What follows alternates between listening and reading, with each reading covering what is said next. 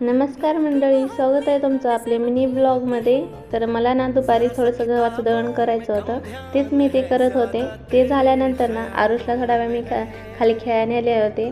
Parking एरियामध्ये खेळायला नेल्यानंतर ना माझ्या फ्रेंड्सपाशी गेले होते थोडा वेळ।